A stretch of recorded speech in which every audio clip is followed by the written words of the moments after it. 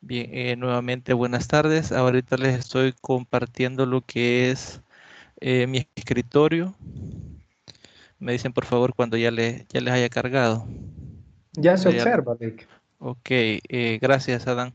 Bien, como pueden ver acá, lo primero que vamos a hacer es revisar lo que es el memorándum sobre las 2 semanas que se van a asignar de vacaciones. Si recuerdan, por las condiciones climatológicas, hubieron 2 semanas que se desfasaron, ¿no? Entonces han cambiado un poco lo que son las fechas, tanto de la entrega de las tareas que estaban previstas del 20 en adelante, como las tutorías de repaso previo a la tutoría 6 y la tutoría 6, ¿no? En este caso nosotros somos semana A, el día de ahora, sábado, como podemos ver, 12 de diciembre, estamos desarrollando lo que es la tutoría número 5, ahí no hay ningún problema. De la semana B sería de 19 y 20. Y acá la tutoría 6, siempre de la semana A, que corresponde a esta asignatura, sería el día sábado 9 de enero. Y tendrían un periodo de vacaciones, en este caso bien merecido, ¿no? Yo sé que algunos trabajan y estudian, ¿no? Entonces es justo de que las fechas festivas como 24 de diciembre y el fin de año, ¿no? Puedan estar tranquilos sin actividades y pasarlos con su familia, ¿no? Entonces, en este caso, la fecha o la vacación estaría comprendida entre la fecha 21 de diciembre y el 8 de enero. Entonces, la mayor problemática más que todo se va a dar con la tutoría de repaso que está prevista previa a la tutoría 6, que es el día 9. Ya vamos a ver ahí en qué fecha la podemos ubicar. De coordinación se nos ha enviado una fecha estimada que está para proponerla con ustedes, pero si ustedes no pueden en esa fecha, pues sería de programarla en otra fecha, ¿no? Entonces, quizás con respecto al memorándum, es eso, ¿no? Las 2 semanas de desfase que se estarían agregando ya en enero para estar finalizando el, la asignatura, ¿no? Entonces, después de eso tenemos otra imagen por acá. No sé si tienen alguna pregunta con respecto a al memorándum, a las fechas que aparecen ahí. Si hay alguna duda, pues pueden hacerla en este momento. Si no, pasamos a revisar la otra imagen. O alguna pregunta que quieran hacer, pues también pueden realizarla, ¿no? No sé si hay consultas con respecto al desfase de esas 2 semanas o revisamos lo que son las actividades. Tenemos acá, por ejemplo, las fechas o las nuevas fechas de entrega de las últimas Buenas actividades. No tardes. sé hola, buenas tardes. Sí, no sé si iba a preguntar algo. Hola. No, solo con respecto a lo que estaba dando anteriormente y Ajá. también se nos ha compartido en las otras tutorías anteriores, así que, Sí, pero gracias ahí sí, es para que aclarar. en realidad se la voy a estar enviando al correo para que también la tengan ahí de la asignatura. Solo es para si hay alguna duda, pues aclararla, ¿no? Que esas 2 semanas son, Formalidad. ajá, son directamente por lo que se dio el problema con lo de la lluvia. Entonces, hasta ahorita solo sería, no sé si hay alguna consulta al respecto o revisamos acá, que estas son las actividades que faltan en la asignatura. Tenemos lo que es la entrega de la actividad 2, que en este caso es un ensayo, creo que ya les aparece visible en plataforma. Se ha programado para el 20 de diciembre, es decir, 20 de diciembre, el último día activo de este año académicamente. eh, Antes de salir de vacación, ¿no? Sería la entrega de ese ensayo. Y el día 11 de enero, ya del próximo año, estaríamos con la entrega de los instrumentos de evaluación, ¿no? Que es lo que ustedes estarían diseñando para sus proyectos. Y la entrega final del proyecto pasaría a ser el 22 de enero. Entonces, esas serían las nuevas fechas de las últimas actividades que nos quedan con relación a la asignatura. Ahora bien, si ya revisaron plataforma, se darán cuenta en la pestaña de tareas y evaluaciones que ya les aparece ahí lo que es el ensayo. Aquí está el segundo avance. Bien, aquí está, ¿no? lo que es la actividad 2, que es el segundo ensayo. Si entramos ahí, vamos a ver que coinciden las fechas con la imagen que yo les estoy mostrando, ¿no? Que es el 20 de diciembre.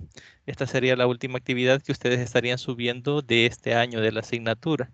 Y de ahí volveríamos hasta la entrega de los instrumentos de recolección de datos, que en este caso vemos que también se cumple, ¿no? con la imagen, con respecto a la imagen que les estaba mostrando, que sería para el 11 de enero, ¿no? A las 11:55 siempre. Entonces, quizás esas serían las únicas, bueno, serían las actividades que nos restan en la asignatura y serían las que se han visto afectadas, ¿no? Con el cumplimiento de esas 2 semanas extras. No sé si hay alguna duda, alguna consulta que quieran hacer acá.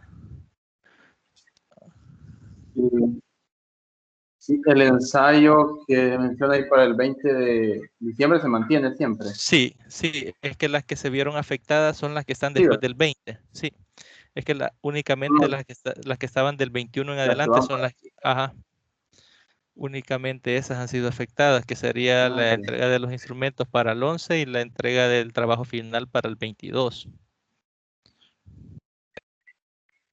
Serían Ah, únicamente así. Por si quieren anotar las fechas gracias. o hacerle alguna captura a la imagen, pueden hacerlo. Si no, yo se las voy a hacer llegar al correo también para que tengan la imagen y puedan tener accesible ahí a programarse ustedes qué días van a trabajar para elaborar las tareas y pues que podamos tenerlas ya listas en las fechas que debemos de subirlas, ¿no? Bien, no sé si no hay más dudas, pues pasaríamos directamente a lo que es la presentación que se ha elaborado para el día de ahora. Como saben, esta es la tutoría, bueno, aquí le puse número 4, pero esta es la tutoría número 5, correspondiente al día de ahora, sábado 12 de diciembre, ¿no?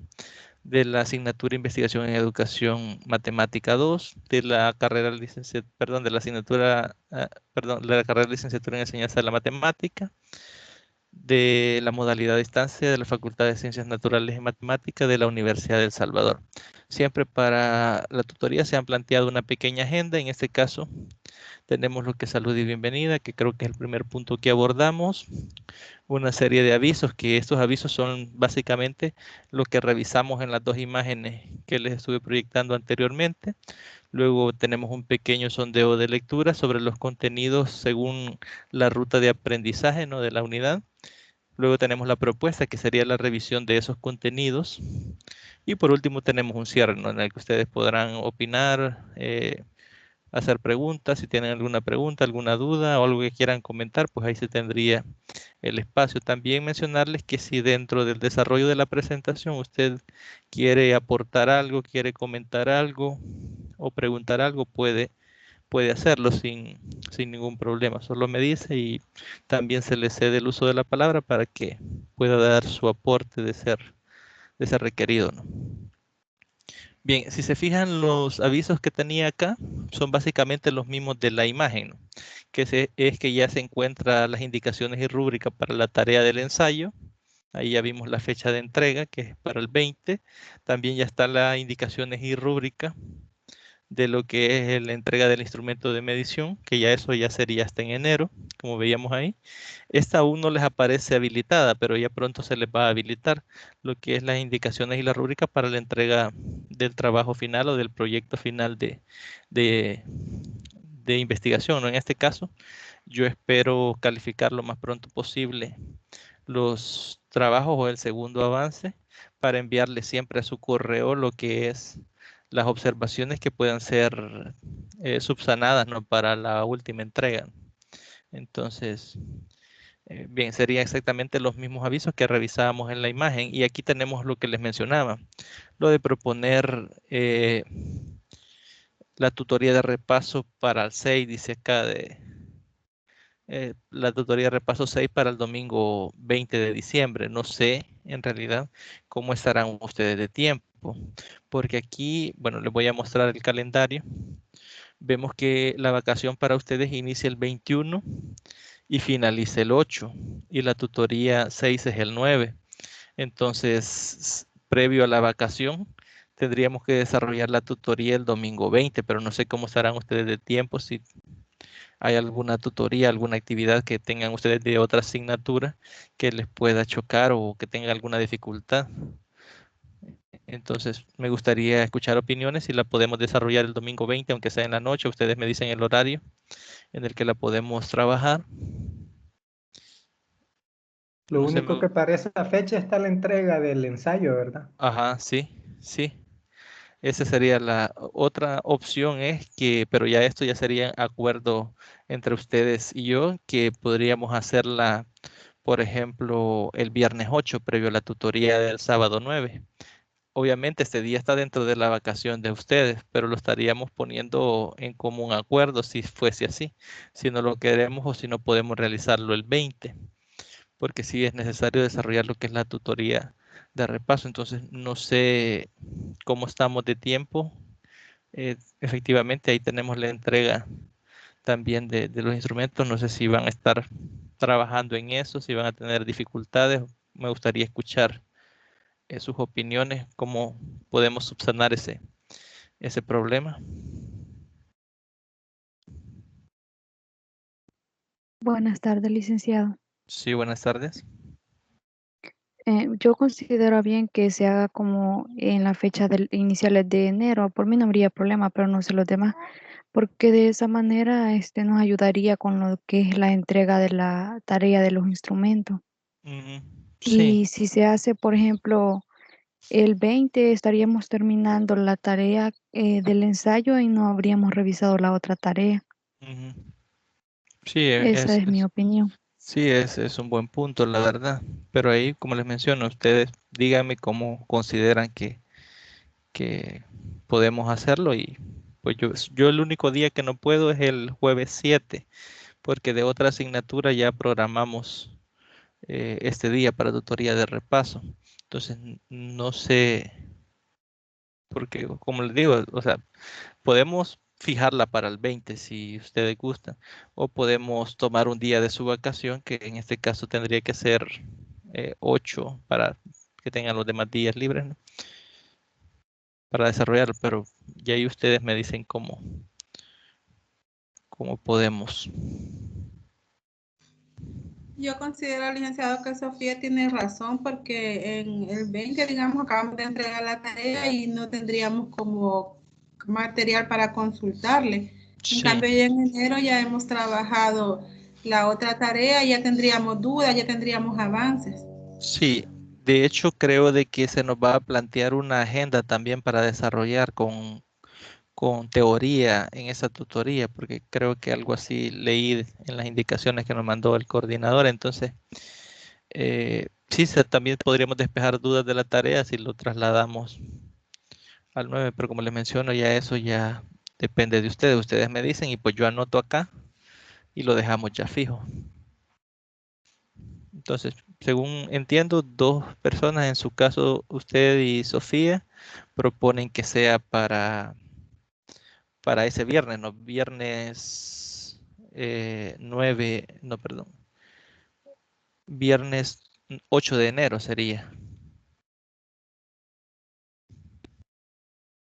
No sé los demás qué opinan.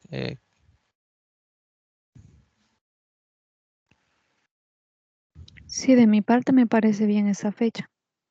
Bien, bien. No sé los demás, por favor, me gustaría que sea una decisión por mayoría, al menos de los que estamos presentes acá. Porque no quiero... Hola. Disculpe, esa es la tutoría de repaso. Sí, es para la tutoría de repaso, correcto. Bien, nos dice Samuel también Sería en el que mismo horario que sí, lo mantendríamos de las 8, perdón, no, de las 7 es a las 9. por eso siempre con la misma dinámica que Mm, 10 minutos para cada uno, ¿verdad? sí, Está bien. yo les estaría informando eso porque creo que se nos va a mandar una agenda con teoría a desarrollar. Si es así, ocuparíamos una parte para revisar esa teoría y otra parte para dudas, y nos conectaríamos todos en las 2 horas. Bueno, todos los que quieran estar en la tutoría de repaso estaríamos en ese horario. Si no, yo igual les mandaría un correo con el mismo horario que ya se había establecido por grupo en caso de que no haya teoría, entonces así lo haríamos, pero yo les estaría informando ese detalle. Bueno, en casa está bien para el 8 de Bien. enero a las 7 de la noche. Sí, Está a bien. las 7. Bien, entonces Sí, de acuerdo. bien, así lo dejamos entonces. Creo que ya 4 de 6 que estamos acá dijeron para el 8, entonces que quede para el 8 de enero y pues vamos a iniciar con la tutoría, ¿no? Con lo que estaba previsto. Tengo acá una pequeña reflexión. Me gustaría al menos que participen 2 personas, ¿no? Leamos la reflexión y pues damos un aporte. Me dicen, por favor, y les cedo la palabra.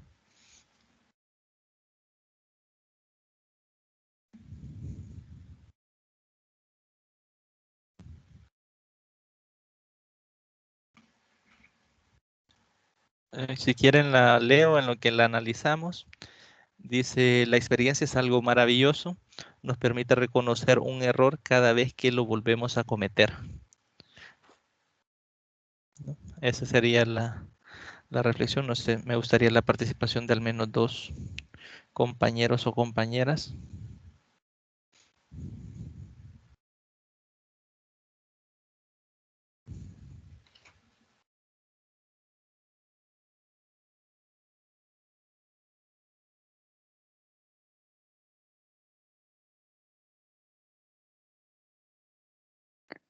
Lick, ¿podría repetir la reflexión porque debido a la señal no escuché Sí, bien y no puedo ver la imagen? bien, se la leo. La experiencia es algo maravilloso, nos permite reconocer un error cada vez que lo volvemos a cometer. Gracias. Bueno, de mi parte, como bien lo menciona ahí, que la experiencia nos ayuda, porque si durante nuestro proceso cometemos algún error, esa experiencia nos sirve de lección para ir corrigiendo esos errores a futuro.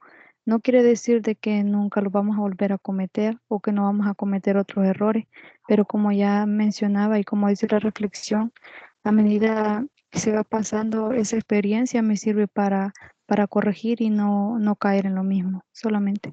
Correcto, gracias. De hecho, sí, eso es básicamente lo que está planteado en este texto, ¿no? El hecho de que experiencia es algo que ya usted experimentó, ¿no? Es algo que aprendió mediante la acción. Luego, cuando realiza nuevamente una acción similar o esa misma acción, puede reconocer si está cometiendo ese mismo error o si está haciendo las cosas de una forma diferente, ¿no? Entonces, para eso nos sirve la experiencia, para evitar cometer los mismos errores o para, si ya lo estamos cometiendo nuevamente, identificarnos y darnos cuenta que es un error. Entonces, de hecho, eso es básicamente la idea que quería que reflexionáramos, ¿no? El día de hoy. Muchas gracias por la participación. Pasamos entonces a lo que es el sondeo de lectura. Como les mencioné, para esta tutoría son 3 capítulos que hemos resumido de lo que es el libro de Sampieri, que vamos a estar revisando. Entonces, les voy a leer acá las 3 preguntas y de igual forma, ¿no? Usted me dice con cuál quiere colaborar, a cuál desea aportar o cuál que desea responder y pues le cedo también la palabra. La primera pregunta dice, ¿una investigación puede tener más de un alcance? Es decir, ¿una investigación solo puede tener un alcance o puede tener más de uno? La pregunta número 2 dice, ¿para qué se utiliza el diseño de la investigación? Es decir, ¿para qué me sirve el diseño de la investigación? Y la tercera pregunta, en el proceso cuantitativo contamos con 2 tipos de diseños. Aquí solo sería nombrar cuáles son esos 2 diseños, no explicarlos, sino solo nombrar cuáles son los 2 diseños con los que contamos en los procesos cuantitativos, ¿no? Entonces, están planteadas ahí las 3 preguntas y me dicen ustedes con cuál, voluntariamente, con cuál desea participar y pues, ahí estaría el espacio.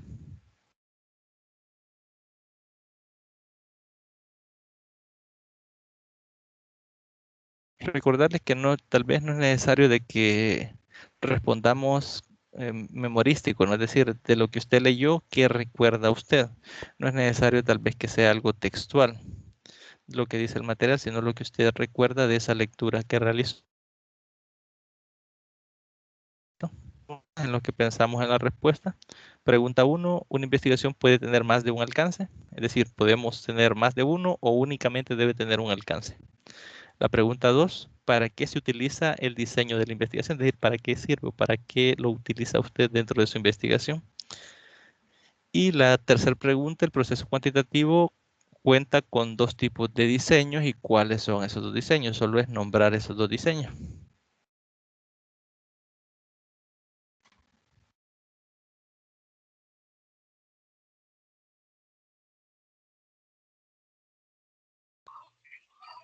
Sí, bueno, ahí fíjate que poco leí, pero más o menos lo que recuerdo es con respecto a la segunda pregunta. Ajá. ¿Para qué se utiliza el diseño de la investigación? Se utiliza en muchas ocasiones para mantener la misma directriz que al inicio se describe. Correcto. Ajá, y en ocasiones, pues, si no se hace un buen diseño de la investigación, es decir, si no se sabe perfectamente bien hacia dónde se va dirigiendo con esa investigación, entonces se puede de repente perder uno en el camino. Correcto. Por ello sirve bastante de diseñar Correcto. el modelo, ¿verdad?, de investigación que se va a seguir, o al menos el esquema que anteriormente, en la teoría anterior se mencionaba, el esquema de la investigación se va a desarrollar, así como el mapa conceptual, digamos, que se va a ir siguiendo, ¿verdad?, para no perder. Bien, correcto. De hecho, básicamente lo que usted dijo, eso es, el hecho de resaltar la parte donde usted dice la dirección, ¿no? Es como el camino que vamos a seguir en la investigación para poder cumplir los objetivos y que estos objetivos me permitan dar respuesta a la pregunta de investigación. En este caso es eso, directamente diseñar cómo se van a recolectar los datos, cómo se va a seleccionar la muestra, qué parámetros o de qué forma se va a cuantificar la respuesta, de qué forma se va a probar la hipótesis si es que se ha establecido una hipótesis. Es decir, es todo ese camino que usted va a recorrer para validar lo que es su investigación, ¿no? Ese es el diseño que usted realice, va a ser todos esos elementos que le permitan, como dice usted, no salirse de ese camino, ¿no? Muchas gracias por la participación. No sé si alguien más quiere aportar algo, ya sea con la misma pregunta o con otra pregunta.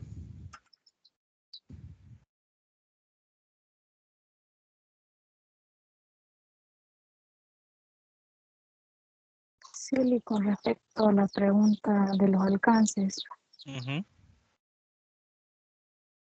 En lo poco que leí, me recuerdo que ahí mencionaba que el alcance podía ser exploratorio, correlacional, explicativo o descriptivo. Pero ahí mencionaba de que podía tener más de uno de esos alcances, entonces podría ser más de, porque 4 me recuerdo que mencionaba ahí, no me recuerdo muy bien, pero podían ponerse o colocarse o investigar más de esos 4 alcances. Correcto. De hecho, eso, lo que se dice es exactamente lo que dice el material, ¿no? El hecho de que una investigación puede ser descriptiva y luego convertirse en correlacional y ahí ya tendría 2 alcances.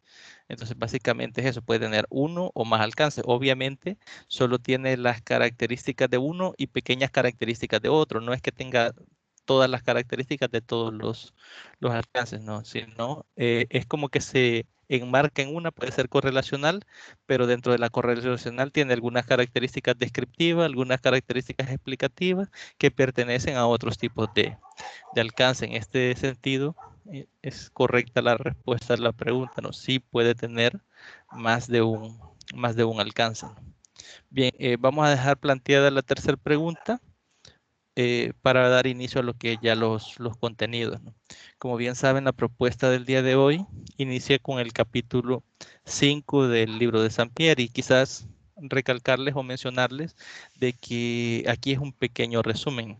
Si ustedes van y leen a profundidad el capítulo, puede que se comprenda mucho mejor la idea que se les está tratando de dar acá. Aquí se han sacado aquellos elementos puntuales para su revisión, ¿no?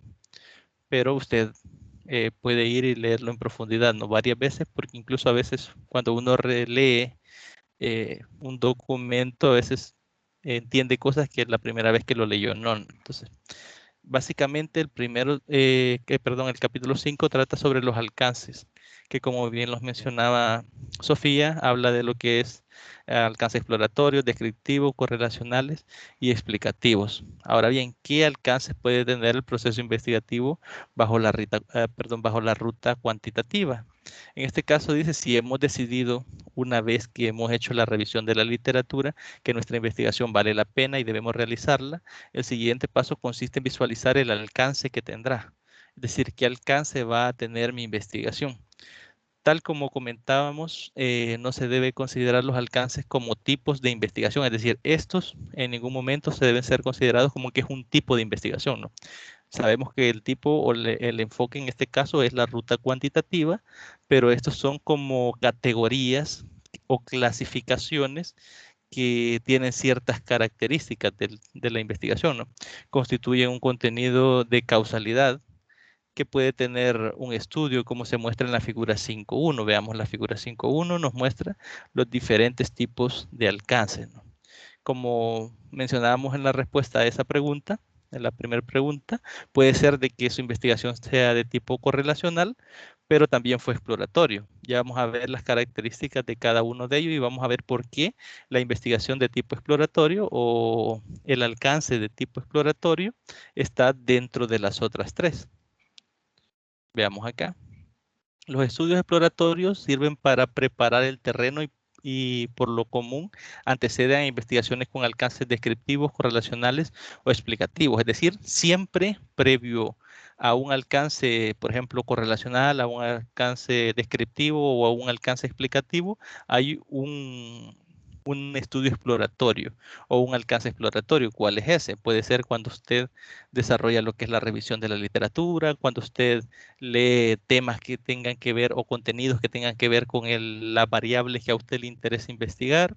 Entonces, ¿usted qué está haciendo ahí? Pues cuando está conociendo el fenómeno como tal, está desarrollando lo que es una exploración de esos contenidos o de lo que se conoce teóricamente sobre las variables que a usted le interesa. Entonces, por esa razón es que el tipo de alcance exploratorio está dentro de los demás, ¿no? Por eso, si se fijan, aparece en la imagen, si vemos la figura 5.2, aparecen la descriptiva, la correlacional y la explicativa arriba y aparece abajo la exploratoria, porque la exploratoria puede estar dentro de las otras tres, ¿no? Lo más común es que suceda así.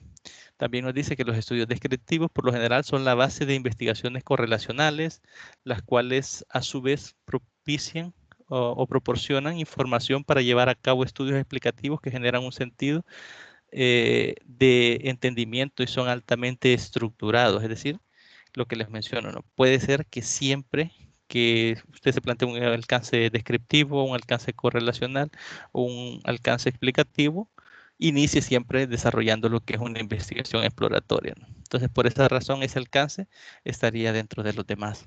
También nos dice que las investigaciones que se realizan en un campo de conocimiento específico pueden incluir diferentes alcances en sus distintas etapas de desarrollo, ¿no? Es posible que una investigación se inicie como exploratoria, es decir, que iniciemos una investigación exploratoria y luego decidamos llevarla al terreno de la descripción o hacerla correlacional o que termine siendo incluso explicativa, ¿no?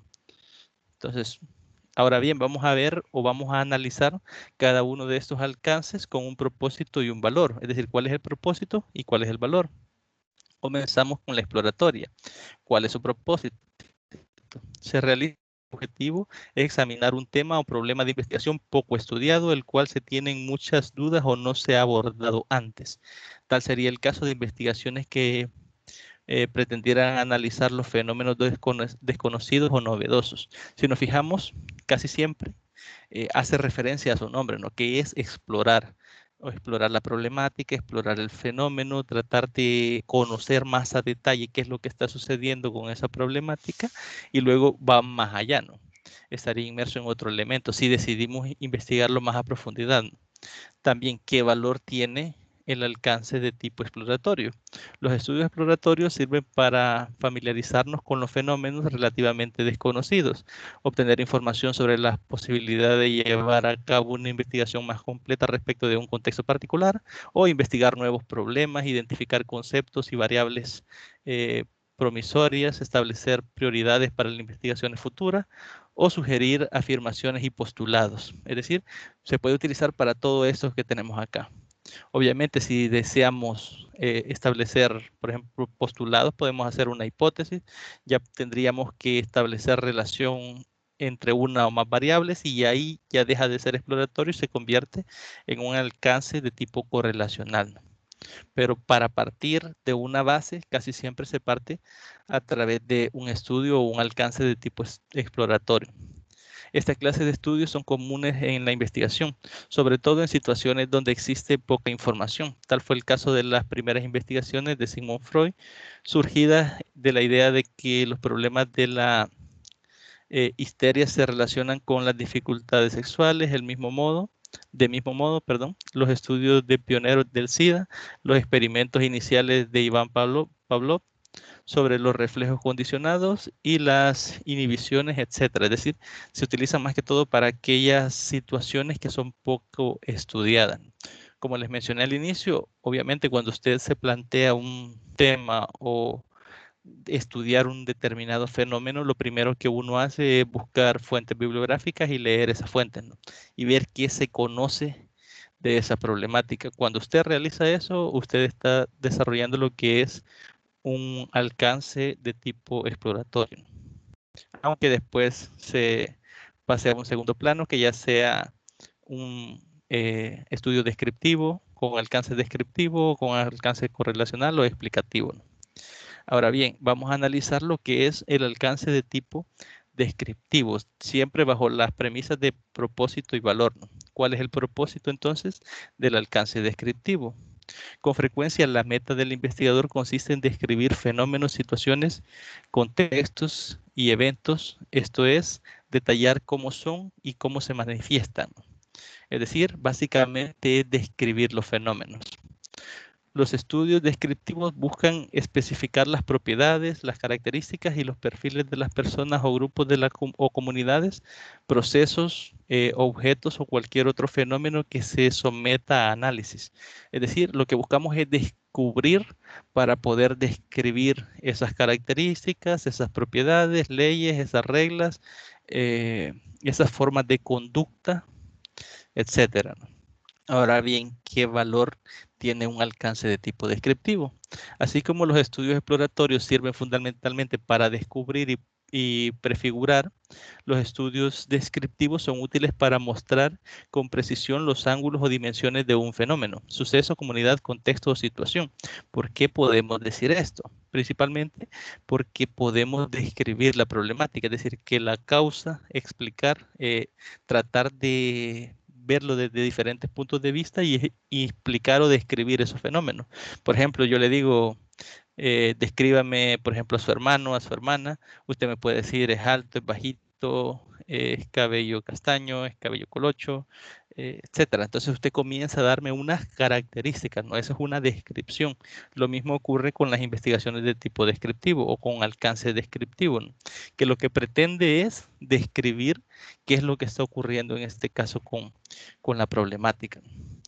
En esta clase de estudios, el investigador debe ser capaz de definir o al menos de visualizar qué se medirá, es decir, qué conceptos se pretenden medir, qué variables, qué componentes, etcétera, ¿no? Y sobre qué o quiénes se recolectarán los datos, qué personas, qué grupos, qué comunidades, qué objetos, animales, hechos, etcétera. Todo esto depende directamente del tema y la relación de variables que usted haya seleccionado en su investigación. Ya usted es que define qué características está buscando en la muestra seleccionada, ¿no? Para que su alcance sea de tipo descriptivo. Ahora bien, el alcance de tipo correlacional lo vamos a analizar no solo en propósito y valor. Vamos a incorporar dos elementos más, que es la utilidad y el riesgo. Primero veamos el propósito.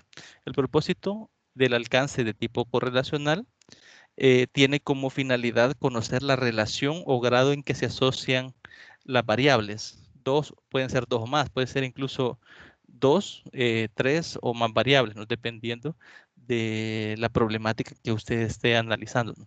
Las categorías o variables en un contexto particular.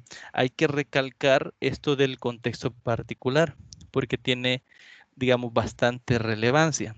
Por ejemplo, hay veces que en algunas investigaciones se pretende hacer lo que es la prueba del test para ver la confiabilidad de los tests elaborados. En este caso se suelen seleccionar 2 grupos que tengan las mismas condiciones y que estén bajo el mismo contexto. Por ejemplo, imaginémonos que vamos a desarrollar una investigación en una escuela.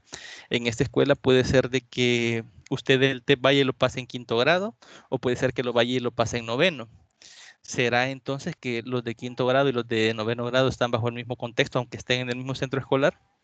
Pues no, ¿verdad? Porque las formas de pensar son diferentes, la forma de ver y de leer las cosas también, o de observar los fenómenos son diferentes, entonces no estaríamos bajo el mismo contexto. Entonces, esa es la importancia. Cuando buscamos esas relaciones entre variables, también tenemos que ser claros bajo qué contexto se establecen esas conclusiones de esos datos obtenidos. Entonces, eso es bastante importante, ¿no? Porque incluso cuando se revisa lo que es el apartado cuantitativo, casi siempre nos sale esa pequeña aclaración ahí de que son resultados a veces generalizables, pero bajo el mismo contexto bajo el cual fue estudiado. Ahora bien, ¿qué otro propósito tiene? Los estudios correlacionales, al evaluar el grado en que se asocian 2 o más variables, miden cada una de ellas presuntamente relacionada. ¿Por qué presuntamente relacionada? Porque quien asume que está relacionado es usted. Es decir, usted como investigador puede decir, esta con esta variable se relacionan y se relacionan de esta forma. De hecho, cuando elaboraron sus hipótesis, la mayoría se fue por esa vía, ¿no? Por establecer si hay o no hay relación en esa hipótesis, ¿no? Entonces, en este caso, usted está presumiendo, ¿no? Por eso decimos presuntamente, se asume que están relacionados, pero habrá que probar si es así o no. Después de cuantificar y analizar la vinculación, tales correlaciones se sustentan en hipótesis sometidas a prueba. En este caso, se someten a prueba mediante pruebas estadísticas, ¿no? Tenemos el conocimiento de la chi cuadrado, la t de Student, la normal, y hay otras, ¿no? Hay que pueden servir. Todas esas responden a un tipo de hipótesis, dependiendo cómo usted redactó las hipótesis y qué tipo de hipótesis es y qué alcance tiene en este caso, si es correlación del alcance de tipo correlacional, entonces así es la prueba que usted va a utilizar para probar esa hipótesis. Ahora bien, ¿qué utilidad tiene el alcance correlacional? La utilidad principal de los estudios correlacionales es saber cómo se pueden comportar un concepto o una variable al conocer el comportamiento de otras variables vinculadas. Por ejemplo, podemos decir a mayor altura, mayor peso. Entonces ahí estamos viendo cómo se comportan esas 2 variables y que están relacionadas. Al menos yo estoy suponiendo que están relacionadas, ¿no? Que una persona que es más alta va a pesar más que una que es más bajita, ¿no? Eso es lo que estaría suponiendo yo, ¿no? Entonces es esa la utilidad que tiene, el poder describir un comportamiento respecto a 2 variables o conceptos. También otra utilidad es la correlación que puede ser positiva o negativa. Creo que esto se los mencionaba en una de las tutorías anteriores. ¿Qué quiere decir que la correlación es positiva? Significa, aquí hablando en términos de alumnos, que los valores altos en una variable tenderán también a mostrar valores altos en otra variable. Por ejemplo, si aumenta una variable, también aumenta la otra. Ejemplo de esto, tomando siempre el caso del peso y la altura. Si yo digo aumenta el peso, perdón, aumenta la altura, también aumenta el peso. Es decir, al aumentar una variable y aumentar la otra, estamos diciendo que esa correlación es de tipo positiva. Ahora bien, ¿cuál es la correlación de tipo negativa? Pues lo contrario, ¿no? Que aumente siempre una variable, pero que la otra disminuya. Por ejemplo, si yo les digo, si aumenta la altura y me doy cuenta que el peso disminuye, por decir algo, aunque sabemos que eso no ocurre, pero por poner un ejemplo, entonces esa sería una correlación negativa, ¿no? Por eso dice, significa que sujetos con elevados valores en una variable tendrán a mostrar valores bajos en la otra. en la otra variable. Ahí sería una correlación negativa, ¿no? Entonces, esas son las utilidades que puede tener la investigación o el alcance de tipo correlacional. Ahora bien, ¿qué valor tiene? Las investigaciones correlacionales tienen en alguna medida un valor explicativo, aunque parcial, ya que el hecho de saber que dos conceptos o variables se relacionan aporta cierta información explicativa. Es decir, si yo sé que esos dos variables están relacionados, yo puedo explicar qué está pasando con el fenómeno y por qué se obtienen esos datos, ¿no? Es decir, por qué, qué características se tienen y por qué se relacionan esas variables. Ahora bien, cuanto mayor sea el número de variables que están asociadas en el estudio y mayor sea la fuerza de la relación, más completa será la explicación. ¿Qué nos quiere decir esto? Que si tuviésemos únicamente dos variables y esas dos variables están relacionadas y la relación es positiva y tenemos el coeficiente de correlación, digamos, bastante claro, entonces en este caso podemos hacer conclusiones o sacar conclusiones directamente de esa información. Incluso si fuesen más variables y hemos probado que se relacionan, por ejemplo, hay en San Pierre creo un ejemplo que nos habla de los factores que tienen que ver con el noviazgo a largo plazo. Y ahí habla de la proximidad física, habla de la confianza, habla de otros factores, ¿no? Entonces, si se prueba cada uno de esos factores, con qué tanto duran las relaciones que contienen estos factores, estaríamos probando que todos esos factores están relacionados directamente con el factor del noviazgo duradero, ¿no? Entonces, en este caso, podemos sacar una conclusión más amplia que si solo tuviéramos una relación entre dos variables, por ejemplo, la proximidad física, con que la duración de la relación sea larga, ¿no? En este caso. Entonces, por eso es que dice que es más fácil o más factible poder o que las conclusiones tengan mayor fuerza, ¿no? Al tener más relaciones entre las variables de interés dentro de la investigación. Ahora bien, ¿qué riesgos tienen los alcances de tipo correlacional? Llega a darse el caso en que dos variables estén aparentemente relacionadas, pero que en realidad no sea así. Es decir, que determinemos que las variables que estoy estudiando están relacionadas y que en realidad eso sea falso, que no sea correcto, ¿no? Es decir, que no sea cierto, que no sea verídico. Esto se conoce en el ámbito de la investigación como correlación espuria. Es decir, cuando hablamos de correlación espuria, estamos hablando de que se ha establecido una correlación entre variables, pero que esta correlación es falsa, ¿no? Por ejemplo, si yo les digo que la relación altura-peso, que es el ejemplo, es cierta, y se diera el caso que no es, esa sería una correlación espuria, ¿no? Es decir, una correlación falsa, pero sí se ha probado que es así, ¿no? Bien, esos serían los elementos con respecto al alcance de tipo correlacional. Veamos el alcance de tipo explicativo. Vamos a analizarlo siempre en propósito y valor. Ahora bien, ¿qué propósito tiene el alcance de tipo explicativo? Primero dice, está dirigido a responder por las causas de los eventos y los fenómenos físicos o sociales. Se enfocan en explicar por qué ocurren los fenómenos y en qué condiciones se manifiestan o por qué se relacionan dos o más variables. En este caso, es explicar, no solo establecer si hay o no hay relación entre las variables, como lo veíamos anteriormente, sino cómo están relacionadas. Es decir, si nos fijamos desde aquí, con lo que hemos leído acá del propósito, ya tiene algunos elementos de los alcances de tipo correlacional. Obviamente, no están todos esos elementos, sino que solo algunos de ellos, ¿no?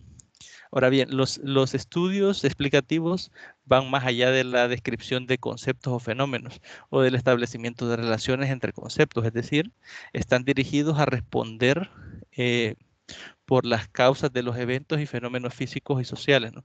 Como su nombre lo indica, su interés se centra en explicar el por qué ocurren los fenómenos y en qué condiciones se manifiestan o por qué se relacionan dos o más variables. Es decir, no cómo se relacionan, sino por qué se relacionan.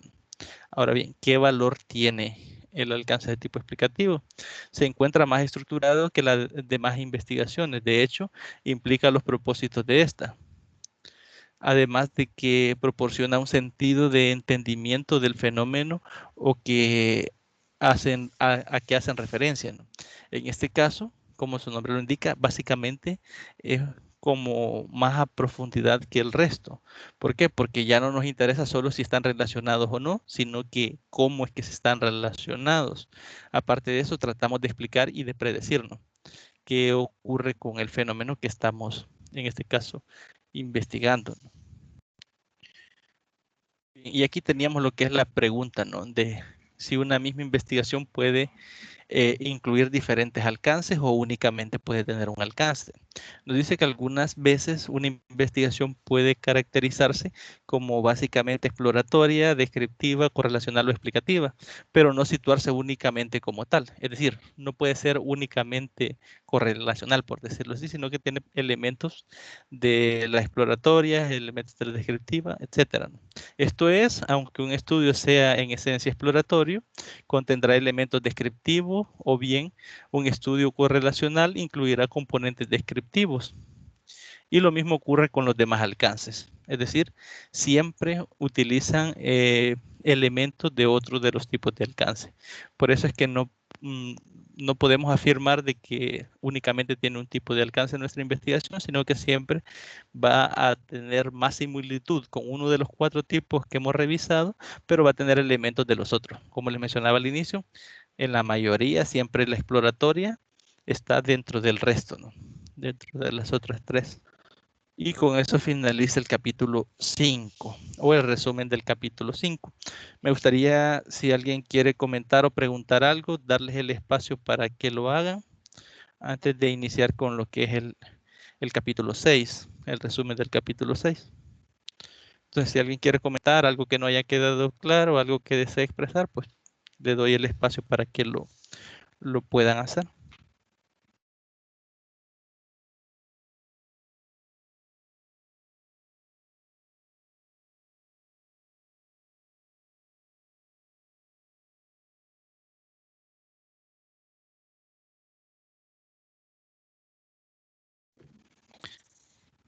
Licenciado, Sí.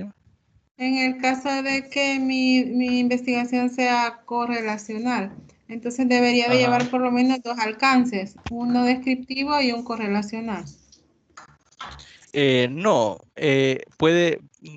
lo que hace referencia a esto es básicamente de que, pero acá, puede de que usted establezca la relación entre 2 variables y usted haya utilizado, por ejemplo, un alcance exploratorio cuando usted realizó lo que es la revisión de la literatura, que está utilizando como base para establecer la hipótesis, por ejemplo. Si es que estableció hipótesis, no es que en sí vamos a definir 2 tipos de alcance. Podemos definir que su investigación es de tipo correlacional y que dentro del tipo correlacional ha utilizado un alcance de tipo eh, exploratorio, por ejemplo. Porque normalmente lo que se hace es que se apega a uno de ellos y siempre se mantienen elementos de otros.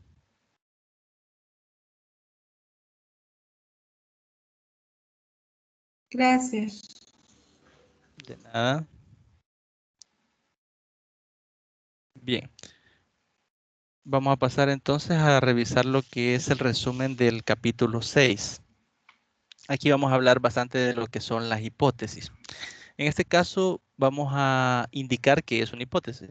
Primero nos dice que las hipótesis indican lo que tratamos de probar y se definen como explicaciones tentativas del fenómeno. Tengamos claro esto, es una explicación tentativa de lo que está ocurriendo con el fenómeno. ¿Qué deseamos investigar? Se derivan de la teoría existente y deben formularse a manera de proposición. Como sabemos, una proposición es algo que tiene un valor de verdad, es decir, puede ser cierto o puede ser falso, ¿no? En este caso, por ejemplo, una proposición puede ser hoy es lunes, ¿no? Hoy es martes. Entonces, ustedes saben que hoy no es martes, ustedes dicen, no, esa proposición es falsa. O si yo les digo, si hoy es lunes, mañana es martes, ya es otra proposición, ¿no? Entonces, a lo que voy es que tienen un valor o un grado de verdad o de falsedad, ¿no? Entonces, también cabe señalar que en nuestra vida cotidiana constantemente elaboramos hipótesis acerca de muchas cosas y luego indagamos su veracidad.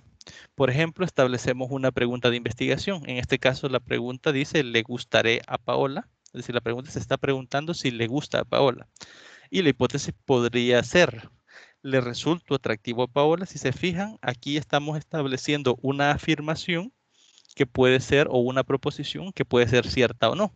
Es decir, puede ser que sí le resulte atractivo a Paola o puede ser que no le resulte atractivo. Entonces, esa es la hipótesis, establecer esa explicación tentativa a la realidad o qué está ocurriendo en el fenómeno, que en este caso él quiere saber si le gustará a Paola. Entonces, en este caso se ha establecido esa hipótesis. Esta hipótesis es una explicación tentativa y está formulada como una proposición, nuevamente. ¿Por qué? Porque está formulada con un grado de verdad o falsedad, ¿no? Puede ser cierto o no, y también está bastante bien determinado, es decir, no hay ambigüedad sobre lo que se está tratando de explicar con esta hipótesis. Después de que investigamos si se acepta o se rechaza la hipótesis, al cortejar a Paola y observar el resultado obtenido. ¿Qué nos está diciendo esto de acá? Que para saber si eso es cierto o no, se debe llevar una acción. En este caso, la acción es cortejar a Paola. Obviamente, su investigación, las acciones que van a tomar para probar sus hipótesis son otras. Aquí estamos un poco, digamos, un poco sensible el planteamiento para que entendamos cómo funcionan las hipótesis. Ahora bien, las hipótesis son el centro, la médula o el eje del método deductivo cuantitativo, ¿no?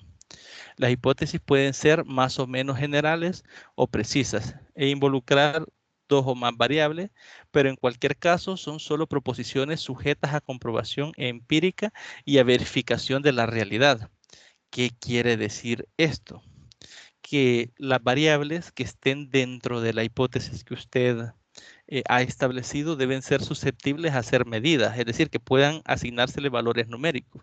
Por ejemplo, lo que hablábamos en una de las tutorías anteriores, creo, del alma del docente, por ejemplo. Si yo les digo, eh, el alma del docente es sublime, por ejemplo, esa proposición, entonces no sería una hipótesis válida. ¿Por qué?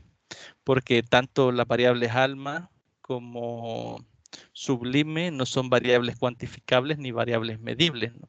En ese caso no puede llevarse a cabo lo que es una comprobación empírica y por ende no podemos establecer si esa proposición es cierta o es falsa. Entonces, cuando usted plantee sus hipótesis, tiene que verificar que las variables que está utilizando para plantear su hipótesis puedan ser medibles y comprobables si la ponemos a prueba bajo comprobación empírica. ¿Qué es comprobación empírica? Es cuando usted recolecta datos y utiliza una prueba estadística para llevar a comprobar la hipótesis. En este caso, si es una hipótesis de tipo correlacional, por ejemplo, el chi cuadrado le dice si está o no está relacionada las dos variables que se están evaluando en esa prueba estadística. En este caso, esas serían lo que son las pruebas empíricas. Obviamente esos conceptos o estas variables deben de ser medibles, ¿no? Que eso es lo que hay que tener presente. En toda investigación cuantitativa debemos plantearnos hipótesis. Esta es una pregunta que a la mayoría se nos viene a la mente cuando comenzamos a desarrollar investigaciones cuantitativas y llegamos a esta parte, ¿no? Si todas las investigaciones cuantitativas llevan hipótesis. En este caso, la respuesta la vamos a encontrar en esta tablita. Depende del tipo de alcance. ¿Por qué? Si el alcance es exploratorio, no se formulan hipótesis. Si el alcance es descriptivo, solo se formulan hipótesis cuando se pronostica un hecho. Es decir, cuando estamos pronosticando un dato. Entonces, se deben de elaborar hipótesis. Cuando son de tipo correlacional, siempre se formulan hipótesis. Es decir, siempre se van a formular hipótesis cuando el alcance de su investigación cuantitativa es de tipo correlacional. Ahora bien, si su investigación es de tipo explicativo, se formulan hipótesis causales. Por ejemplo, a mayor tala de árboles, mayor temperatura. Y ahí estamos generando una hipótesis causa-efecto, ¿no? condiciones de causa y qué causa, cuáles son los efectos que producen esas causas, ¿no? Entonces, aquí estaría en esta tabla si se va a elaborar hipótesis o no. Otra forma de saberlo es en los objetivos de su estudio. Cuando usted en sus objetivos determina o utiliza la palabra probar, demostrar, básicamente lo que está diciendo es que se van a elaborar hipótesis y que se van a poner a prueba esas hipótesis, porque no podemos formular hipótesis y que ninguno de nuestros objetivos busque probar esas hipótesis. Porque el hecho es que si el alcance es correlacional, siempre se debe formular la hipótesis y debe haber un objetivo que dé respuesta a esa hipótesis, ¿no? O que busque probar esa hipótesis. Ahora bien, ¿qué son las variables? Una variable es una propiedad que puede fluctuar y cuya variación es susceptible de medirse u observarse. Por ejemplo, puede ser la altura, el peso, la edad, que tienen, digamos, que se les puede asignar un valor numérico o una escala numérica. También hay otros conceptos, por ejemplo, la satisfacción laboral. Alguien puede investigar alguna relación de la satisfacción laboral y algunos factores que incidan en ella y se puede cuantificar. Para eso hay algunos métodos. Por ejemplo, se le puede asignar una escala. Usted puede preguntarle a alguien quién tan satisfecho está, por ejemplo, con el salario que recibe en su empresa. Y si es sí, que asigne 1 y que no asigna 0. Puede preguntarle qué tan satisfecho está con el ambiente laboral y también le asignamos 1 si sí y 0 si no está satisfecho, y así nos vamos asignando unos y ceros a los diferentes elementos que estamos midiendo para saber si está feliz, ¿no?, en su trabajo la persona. Y al final, si fuesen 10 elementos, sumamos cuántos unos hay y esa sería la escala numérica que a esa persona le asignaríamos de felicidad de esa variable, ¿no?, que sería satisfacción laboral, ¿no? Entonces, si se fijan, es un concepto que no es, digamos, numérico como los que le mencioné, edad, altura, etcétera, pero que sí se puede cuantificar, ¿no? De esta forma se podría cuantificar. Entonces, ahora bien, ejemplos de variables son, por ejemplo, el género, la motivación intrínseca hacia el trabajo, el atractivo físico, el aprendizaje de conceptos, la religión, la resistencia a un material. Bueno, aquí nos aparece una serie de tipos de variables, ¿no? Básicamente sería aquellas que toman unos valores numéricos para caracterizar a una población o a una variable en sí, ¿no? Variable sería eso, básicamente es el número que se le asigna a una característica que puede estar fluctuando, ¿no? Por ejemplo, si entre los que estamos conectados ahorita yo pregunto quiénes son mayores de 25 años, por ejemplo, quiénes son mayores de 20 y menores de 25, podemos sacar esos elementos y le asignamos un número, ¿no? Entonces ahí estaríamos viendo cómo varían las edades porque no todos tenemos la misma edad, ¿no? Entonces a eso le decimos variable, ¿no? Y la variable en este caso sería edad. No serían en sí los números como tal, sino que sería la variable edad que cambiaría de valor con cada una de las respuestas que cada uno demos, ¿no? Ahora bien, las variables las variables adquieren valor para la investigación científica cuando llegan a relacionarse con otras variables, es decir, cuando podemos establecer que existe relación entre dos o más variables. Es decir, si forman parte de una hipótesis o una teoría. En este caso se les suele denominar constructos o construcciones hipotéticas, ¿no? Recordemos eso, ¿no?, que la hipótesis son proposiciones que proponen una explicación tentativa a lo que está ocurriendo con un fenómeno en particular. Eso lo tenemos que tener bastante claro. Ahora bien, ¿de dónde surgen las hipótesis? Puede que cuando estemos desarrollando nuestro trabajo nos haya surgido esa interrogante, ¿no? ¿De dónde voy a sacar la hipótesis o cuál va a ser mi hipótesis de investigación? Entonces, bajo el enfoque cuantitativo, y si hemos seguido paso a paso los procesos de investigación, es natural que la hipótesis surjan del planteamiento del problema mismo. Como recordaremos, se vuelve a evaluar y si es necesario se replantea después de revisar la literatura. Es decir, si en su planteamiento del problema usted establece algunos factores, creo que algunos sí lo establecían de esa forma. Por ejemplo, factores que intervienen en X variable.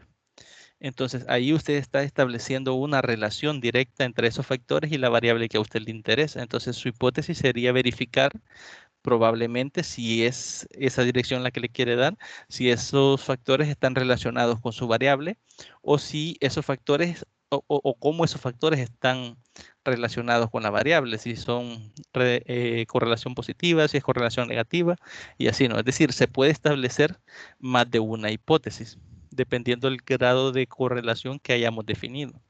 Es decir, provienen de la revisión misma de la literatura. Como les he dicho, si usted en la literatura encontró que este factor y este factor están relacionados con este otro variable, entonces si usted toda su investigación la basa en esa, usted su hipótesis la estaría planteando de esa misma información que ya usted conoce. Obviamente también puede darse el caso que no se conozca en sí, no se tenga esa base teórica y usted plantea una hipótesis que no ha sido puesta a prueba, ¿no? Entonces, en ese caso, tendría que idearse o plantearse el cómo se relacionan esas variables para que usted pueda plantear esa propuesta o esa proposición, ¿no? Que está dando una respuesta tentativa a lo que está ocurriendo con la problemática.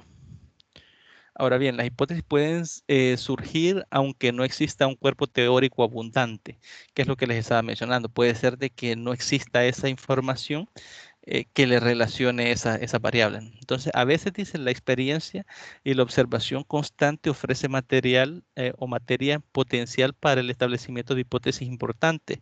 Y lo mismo se dice de la intuición. Es decir, a veces, aunque usted no haya leído que esas variables están relacionadas, pero usted intuye mediante su experiencia, mediante la revisión de otras fuentes o algo que le diga que están relacionados, usted puede plantear esa hipótesis y llevarla a prueba. Puede ser que al final salga que no están relacionadas y no pasa nada, ¿no? Ha salido de la duda, ¿no? Pero usted puede plantear siempre esa hipótesis, ¿no? Cuando menor apoyo empírico previo tenga una hipótesis, se deberá tener mayor cuidado en la elaboración y evaluación, porque tampoco es recomendable formular hipótesis de manera superficial. Es decir, si no hay un apoyo teórico, hay que tener bastante cuidado al desarrollarlo, porque puede ser de que no hay esa información porque no se cumple esa relación que usted está estableciendo.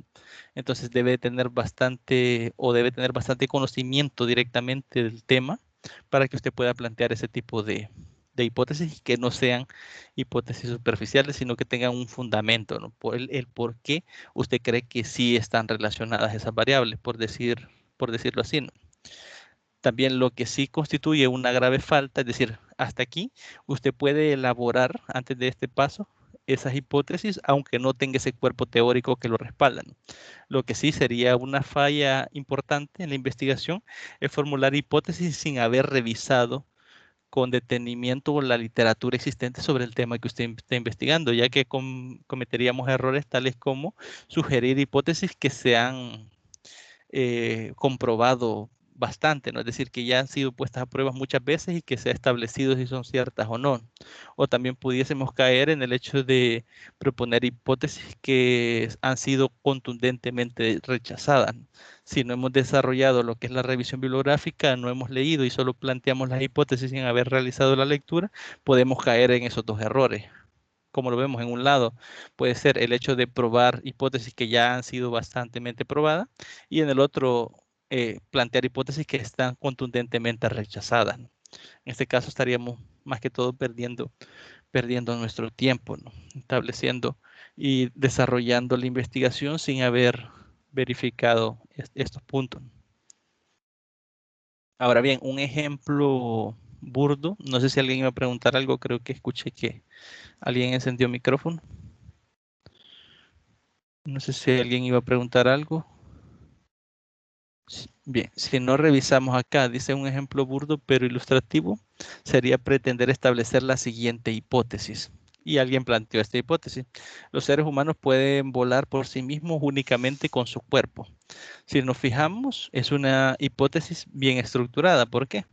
Porque está estableciendo una relación que es entre el ser humano y que pueden volar sin ningún aparato, es decir, únicamente con su cuerpo, ¿no? Entonces también tiene un valor de verdad, es decir, es cierta o es falsa. Obviamente el problema acá está en que sabemos de antemano que eso no es posible.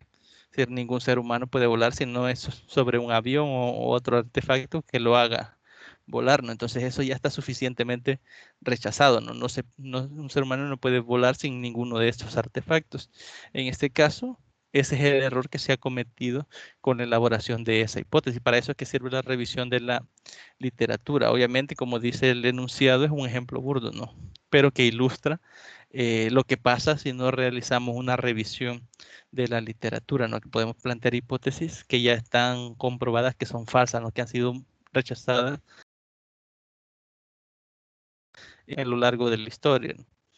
Por eso nos dice, en definitiva, la calidad de las hipótesis están relacionadas en forma positiva con el grado en que se haya revisado la literatura exhaustivamente. Quiere decir que la calidad de su hipótesis va a depender de qué tanto usted haya analizado y revisado las fuentes bibliográficas que tengan relación directa con las variables que usted está investigando o está estudiando.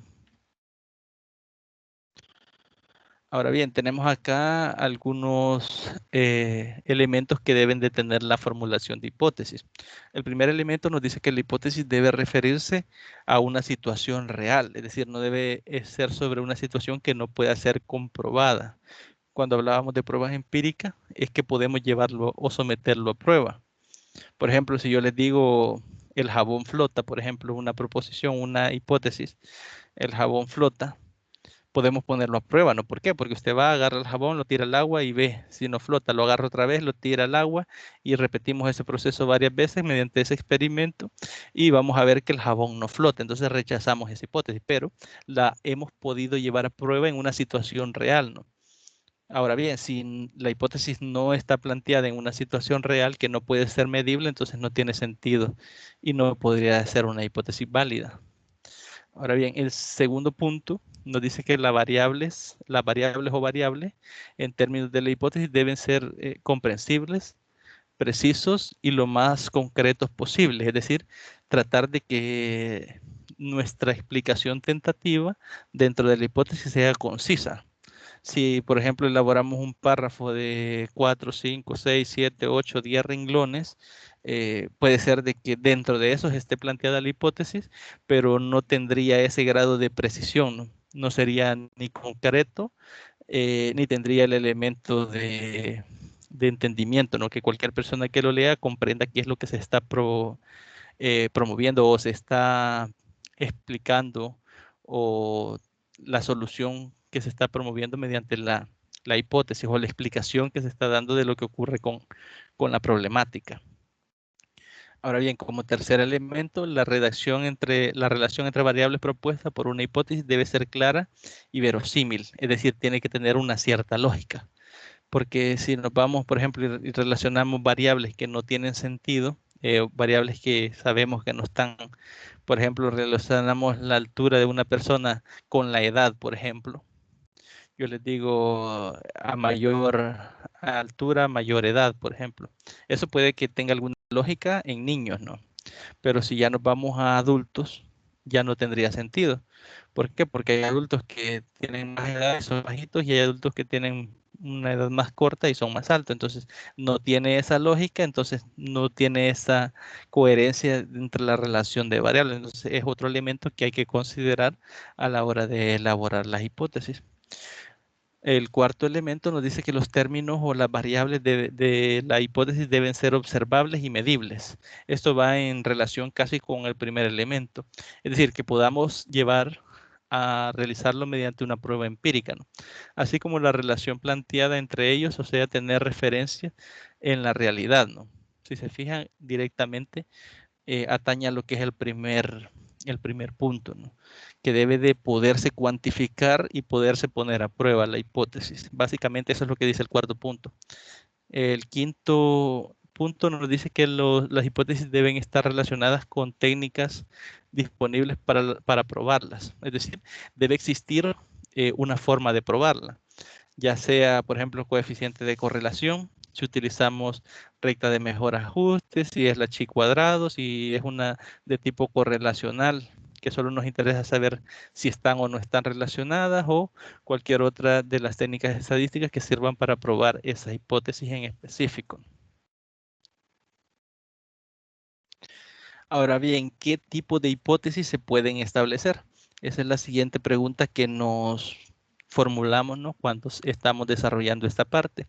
Existen diversas formas de clasificar las hipótesis, aunque en este apartado nos centraremos en los siguientes tipos. Primer tipo, que es la hipótesis de investigación. Segundo tipo, lo que es la hipótesis nula. Y el tercer tipo, la hipótesis alternativa. ¿Qué quiere decir eso? ¿Que todas las investigaciones tienen estos tipos de hipótesis? No, tienen al menos uno. Por ejemplo, la hipótesis de investigación, o pueden tener la hipótesis nula y alternativa, o puede que tengan varias hipótesis de investigación o varias hipótesis nulas, ¿no?, o alternativas. Ahora bien, ¿qué son las hipótesis de investigación? Vamos a empezar definiendo el primer tipo. Lo que a lo largo de este capítulo hemos definido como hipótesis son en realidad las hipótesis de investigación. Hipótesis de investigación, las definimos, dice, están definidas como proposiciones tentativas acerca de las posibles relaciones entre dos o más variables y deben cumplir con los 5 requisitos mencionados. ¿Cuáles son esos 5 requisitos? Pues lo que veíamos acá, ¿no?, lo que estábamos revisando anteriormente. Ahora bien, se le suele simbolizar como HI a la hipótesis de investigación, o H1, H2, H3, dependiendo cuántas hipótesis tiene su investigación. Puede ser que su investigación tenga 4 hipótesis, llegaría hasta H4, ¿no?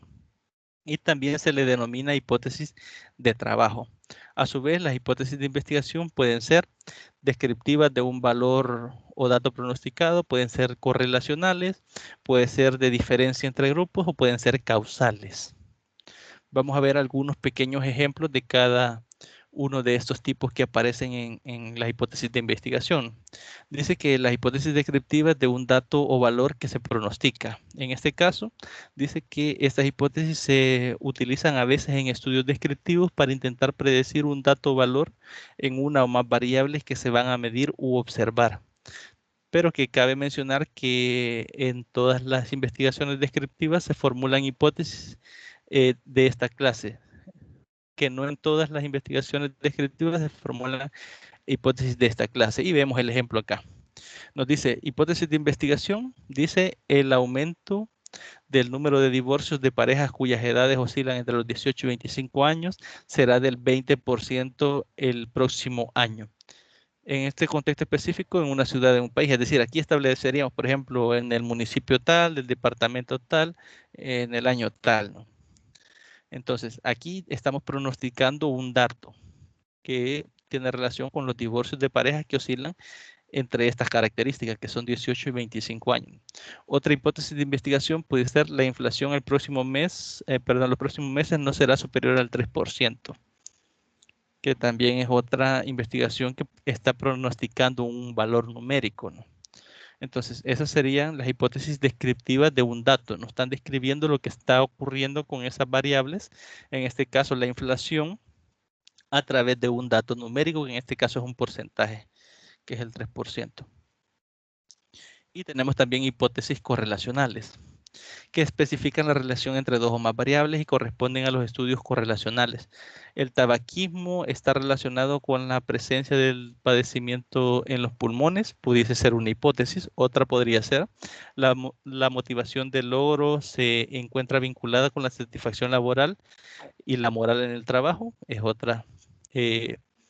otra hipótesis de tipo correlacional. Aquí, si nos fijamos en el segundo, estamos con 2 variables, bueno, con 3 variables. En este caso, tenemos la primera variable, que es la motivación. Y estamos viendo si cuando decimos vinculadas, es como decir están relacionadas.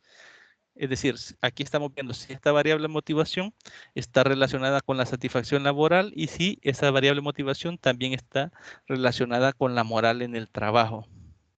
Sin embargo, las hipótesis correlacionales no solo pueden establecer que dos o más variables se encuentran vinculadas, sino también cómo están asociadas. Es decir, aquí en los ejemplos que veíamos en la parte de arriba, únicamente estábamos diciendo que están o no están relacionadas, ¿no? Cuando decimos vinculadas, estamos estableciendo si están o no están relacionadas, pero no qué clase de relación tienen. Entonces, en los correlacionales puede ser que sean como el caso de acá arriba, o puede ser que caigan en el siguiente ejemplo.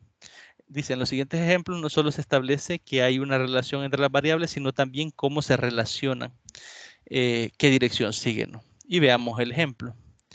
Aquí nos dice el primer ejemplo: a mayor exposición por parte de los adolescentes a videojuegos musicales con alto contenido sexual, mayor manifestación de las estrategias en las relaciones interpersonales para establecer contacto sexual. Si nos fijamos aquí, esta sería una correlación positiva.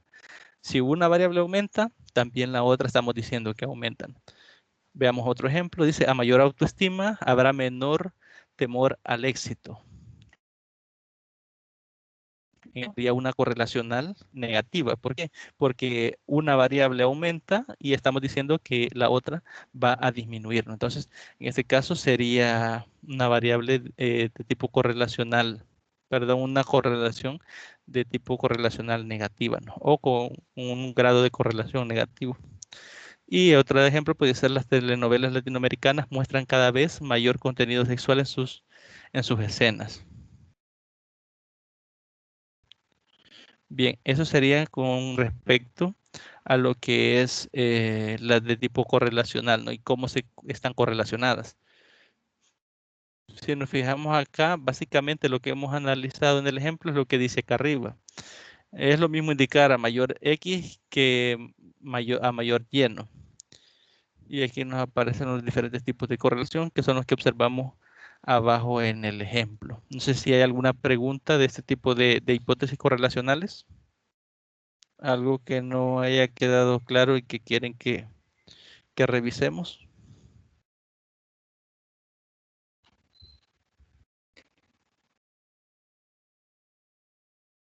Bien, si no, continuamos. Tenemos aquí, por ejemplo, bueno, más ejemplos de investigaciones de tipo correlacional, perdón, de hipótesis de tipo correlacional. Pero en este caso son correlacionales positivas o negativas. Por ejemplo, aquí, a mayor atracción física, menor confianza. Correlación negativa. A mayor atracción física, mayor proximidad física. Esta es correlacional de tipo positiva. A mayor atracción física, mayor equidad. Mayor confianza, mayor proximidad física, también es de tipo correlacional positiva. Y así podemos ir verificando, ¿no? Y si nos fijamos, todas estas hipótesis pertenecen a una sola investigación. ¿Por qué? Porque vemos H1, H2, H3, H4, H5, H6. Es decir, se han establecido 6 hipótesis de una misma investigación. Son hipótesis de investigación, todas entre sí. Estamos estableciendo alguna relación entre variables. Y tenemos ahora lo que son las hipótesis de la diferencia entre grupos. Estas hipótesis se formulan en investigaciones cuya finalidad es comparar grupos. Por ejemplo, supongamos que una publicación, que un publicista piensa que un comercial televisivo en blanco y negro y cuyo objetivo es persuadir a los adolescentes que comiencen a fumar para que dejen de hacerlo, tiene una eficacia diferente que un anuncio a colores.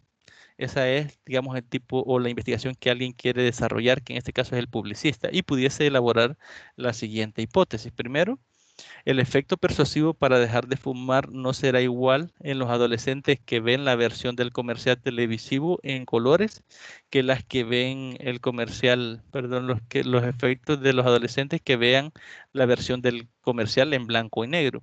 Aquí se están comparando dos grupos, es decir, estamos comparando los que ven el spot publicitario en una televisión a colores y los que lo ven en blanco y negro.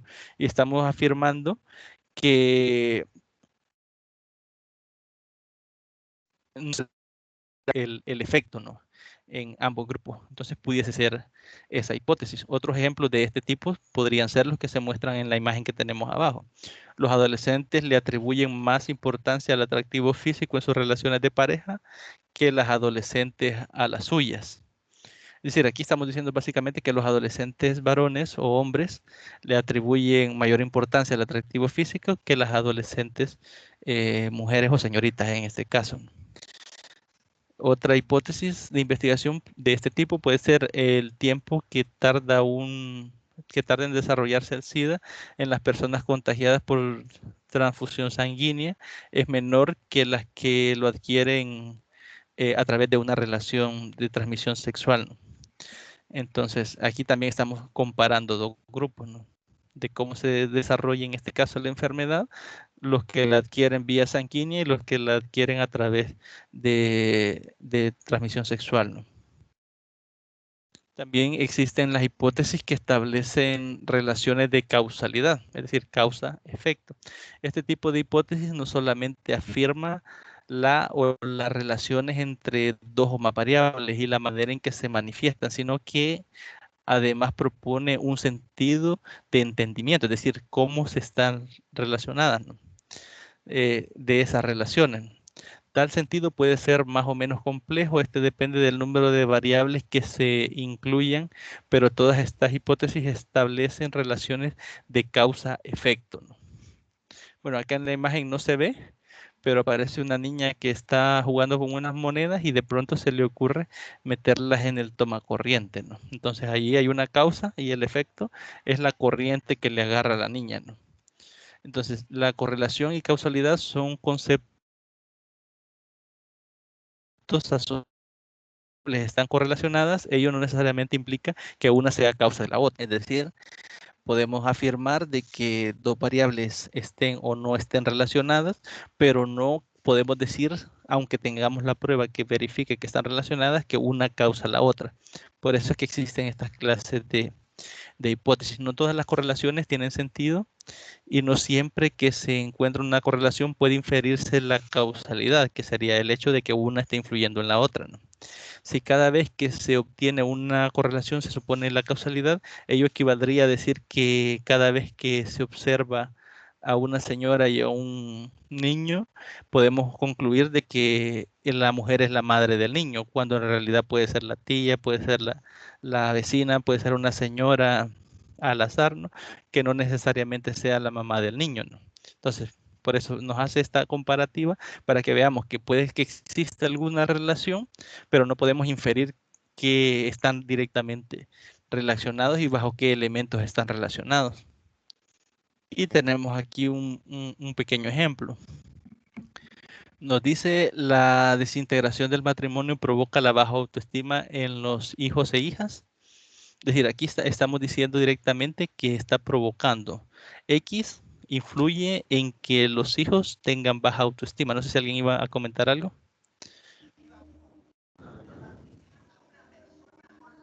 Hola. Bien. En este caso, si nos fijamos, estamos estableciendo que puede ser que sí tengan relación esas variables, pero aquí estamos diciendo que les provoca baja autoestima. Estamos diciendo que influye directamente la desintegración del matrimonio, influye en la baja autoestima de los niños, ¿no? En este sentido, estamos diciendo que sí existe esa afectación de una variable en la otra.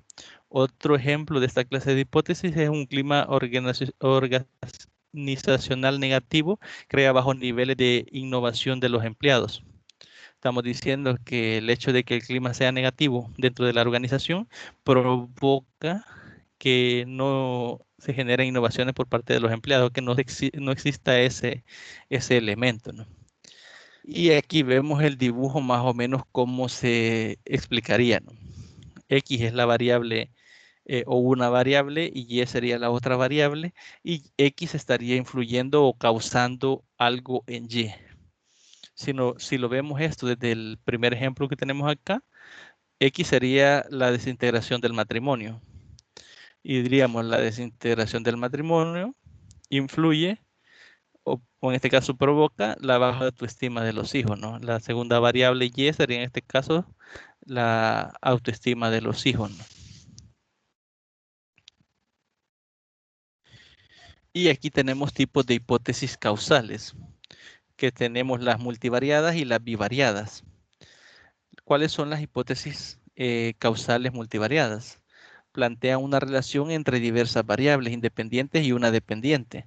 Es decir, aquí tenemos varias variables independientes y una variable que se ve afectada por esas variables independientes, o lo contrario, una independiente que afecta a varias variables dependientes. Y ahí a esta clase de relación de hipótesis le llamamos hipótesis multivariadas. Ahora bien, ¿cuáles son las hipótesis causales bivariadas? En este caso, se plantea una relación, entre una variable independiente y una variable dependiente. Es decir, aquí únicamente tenemos dos variables, no como en el caso de las multivariadas. Es decir, tenemos una independiente y tenemos la que depende de la influencia de la independiente, ¿no? Y tenemos un ejemplo: percibir que otra persona del género opuesto es similar a uno en cuanto a la religión, valores y creencias, nos provoca mayor atracción hacia ella. Esa pudiese ser una hipótesis de tipo causales bivariadas. En este caso tenemos dos variables. Una es percibir la similitud por cualquiera de esos elementos y estaría provocando lo que es que sintamos atracción por esa persona. Ahora bien, ya vimos lo que son las hipótesis de investigación, ¿no? Que representadas como HI, H1, 2, 3, 4, 5, dependiendo cuántas tengamos. Ahora vamos a ver qué son las hipótesis nulas. Las hipótesis nulas son, en cierto modo, el reverso de las hipótesis de investigación, es decir, lo que queda fuera de lo que estamos suponiendo. También constituyen proposiciones acerca de las relaciones entre variables, como solo que sirven para refutar o negar lo que afirman las hipótesis de investigación. Y tenemos aquí un ejemplo. Si nuestra hipótesis de investigación fuese esta, dice: los adolescentes le atribuyen más importancia al atractivo físico en sus relaciones de pareja que las adolescentes. Nuestra hipótesis nula sería lo contrario a la hipótesis de investigación, que sería: los adolescentes no le atribuyen más importancia al atractivo físico en sus relaciones de pareja que las adolescentes. Si nos fijamos, la única diferencia entre la hipótesis de investigación y la hipótesis nula es que son excluyentes. En una estamos diciendo que sí se le atribuye más importancia y en la otra que no se le atribuye más importancia, es decir, lo contrario o el reverso de la hipótesis de investigación. Con esto hemos cerrado todos los caminos posibles, desde el punto de vista de si el adolescente hombre le atribuye más importancia al atractivo físico que el adolescente mujer, o el hecho de que el adolescente hombre no le atribuye más importancia que a la adolescente mujer en este caso. Entonces, si nos fijamos, es básicamente darle vuelta. Ahora bien, puede ser que algunas investigaciones tengan más de una hipótesis nula, pero vamos a ver cuáles son las hipótesis alternativas.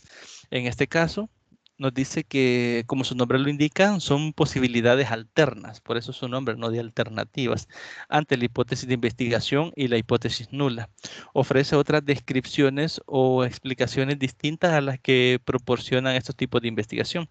Las hipótesis alternativas se simbolizan con H sub A y solo pueden formularse cuando efectivamente hay otras posibilidades además de las hipótesis de investigación y nula. Es decir, si formulamos nuestra hipótesis de investigación, formulamos nuestra hipótesis nula, y si aún quedara algún elemento que no hemos considerado dentro de esas dos hipótesis, que queda como alternativa tentativa de explicación, entonces esa sería nuestra hipótesis alternativa. Y nos da aquí, por ejemplo, una hipótesis de investigación. Nos dice: esta silla es roja. La nula sería: esta silla no es roja. Si nos fijamos, es lo contrario a la hipótesis de investigación, pero pudiese formularse otra serie de hipótesis. Por ejemplo, podrían decir: esta silla es azul, esta silla es verde, esta silla es amarilla. Entonces pudiésemos generar muchas más hipótesis alternativas, todo dependiendo de cómo hemos redactado la hipótesis y la hipótesis nula. Y aquí tenemos un pequeño ejemplo, ¿no?, que nos dice, por ejemplo, la hipótesis de investigación: el candidato A obtendrá en la elección para la presidencia del consejo escolar entre el 50 y el 60% de la votación total.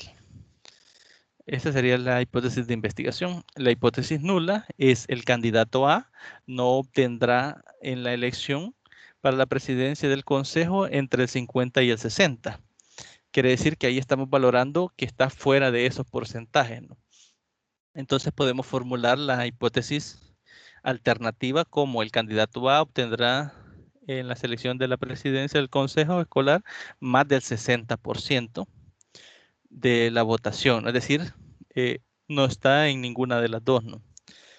O podemos decir otra hipótesis alternativa, el candidato A obtendrá en la elección para la presidencia del consejo escolar menos del 50% de la votación. Y ahí tenemos otro ejemplo acá abajo que dice que los jóvenes, la hipótesis de investigación dice los jóvenes le atribuyen más importancia, bueno, es básicamente la que hemos estado revisando, ¿no? La que está en la diapositiva anterior. En este último ejemplo, lo de los jóvenes, si la hipótesis nula hubiera sido formulada como se sigue a continuación, o a manera no habría posibilidad de formular otra hipótesis alternativa. Veamos por qué. Dice, los jóvenes no le atribuyen más importancia o le atribuyen menos importancia al atractivo físico en su relación de pareja. Dentro de esta formulación de hipótesis ya estamos tomando las dos opciones, ¿no? Le atribuye más o le atribuye menos. Entonces no existe otra posibilidad que podamos utilizar para redactar lo que es la hipótesis alternativa, ¿no? Si lo redactáramos de esta forma. Entonces todo depende de la forma en que cada uno redacte sus hipótesis, ¿no? Y ahora vamos a hablar un poquito sobre lo que es la definición conceptual y la definición operacional de las variables. En este caso voy a mostrarles lo que es un pequeño cuadro a manera de ejemplo de cómo lo deberían de hacer, ¿no? Bien, nos dice que una definición conceptual trata a la variable con otros términos, ¿no? Así, exhibición proactiva se podría definir como dificultad de evocación que aumenta con el tiempo y poder como, bueno, definir la palabra poder o la variable poder como influir más en los demás que lo que estos influyen en uno, ¿no? Entonces, esas son definiciones básicamente de tipo conceptual, es decir, son definiciones que han sido extraídas directamente de diccionarios, como lo menciona acá en este último recuadro, ¿no? O de libros especializados. Y cuando describen la esencia o las características de una variable, objeto o fenómeno, se les denomina definiciones reales. Es decir, son las definiciones que se encuentran directamente en diccionarios del tema del que se esté hablando, ¿no? Y aquí tenemos un ejemplo. Por lo general, cuando se hace lo que es las definiciones conceptuales, se hace esta tablita, colocamos las variables y qué vamos a entender por esas variables que serían las definiciones. Por ejemplo, aquí la variable en este ejemplo es inteligencia emocional y la definición que se ha encontrado en un diccionario según Goleman en 1996 nos dice que es la capacidad para reconocer y controlar nuestras emociones, así como manejar con más destreza nuestras relaciones. Y así no podemos definir lo que es Producto Interno Bruto. Y aquí está la definición de diccionario. Abuso sexual infantil. Y tenemos aquí dos definiciones.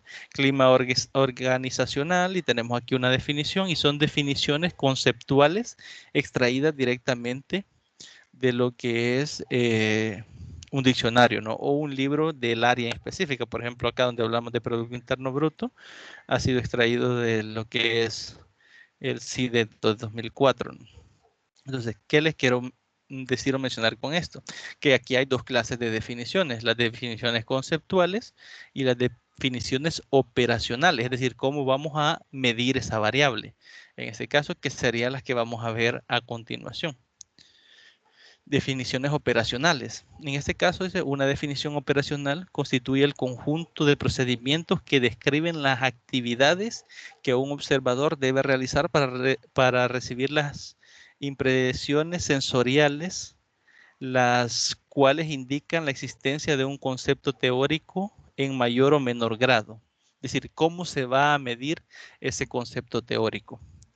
En otras palabras, especifica qué actividades u operaciones deben realizarse, es decir, qué pasos se van a seguir para medir una variable. Una definición operacional nos dice que para recoger datos respectivos a una variable hay que hacer esto y esto otro, y además articular los procesos o acciones para el concepto que es necesario para la identificación. Ejemplos de este, y nos dice McGregor en 2006, ¿no? Así, la definición operacional de la variable temperatura, y aquí nos da un ejemplo. Si buscamos la variable temperatura, pues en un diccionario, pues puede que nos salga la definición, pero en este caso no nos interesa tanto la definición, sino cómo vamos a medir esa temperatura.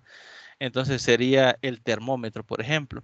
La definición operacional sería hacerlo con un termómetro, la medición, ¿no? La inteligencia, ¿cómo vamos a medir la inteligencia? Se definiría operativamente como las respuestas a una determinada prueba de inteligencia, en este caso de coeficiente intelectual, ¿no? Es decir, si definimos inteligencia como aparece en el diccionario, puede que nos dé un concepto, pero nosotros en la definición operacional, lo que vamos a escribir es cómo se va a medir esa. En este caso, dice que a través de un test, puede ser un test de IQ y podemos mencionar el nombre del test o otros elementos que den a entender cómo se va a medir ese elemento. Y de igual forma que con las definiciones conceptuales, también se elabora una tabla en la que a un lado ponemos lo que son las variables y al otro lado ponemos lo que es la definición operacional, es decir, cómo se va a medir.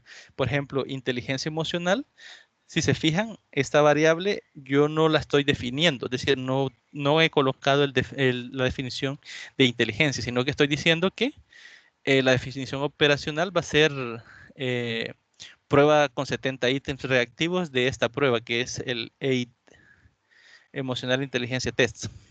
Es decir, no estoy definiéndolo conceptualmente, sino que escribo cómo lo voy a operar. Por ejemplo, la aceleración lo voy a medir con un acelerómetro.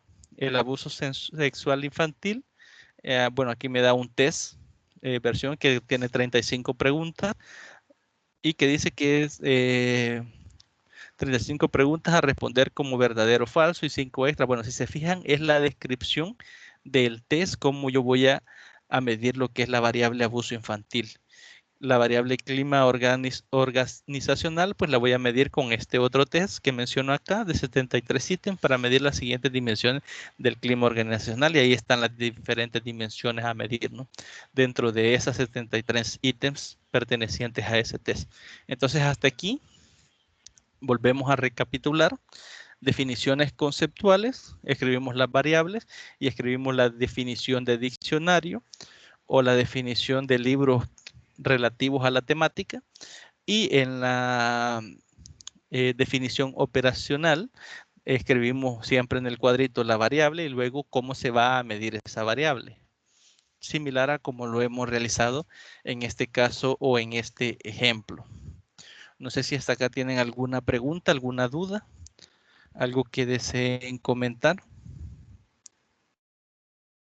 Si ha quedado claro o si hay alguna duda con respecto a los dos tipos de definiciones, tanto conceptuales como operacionales.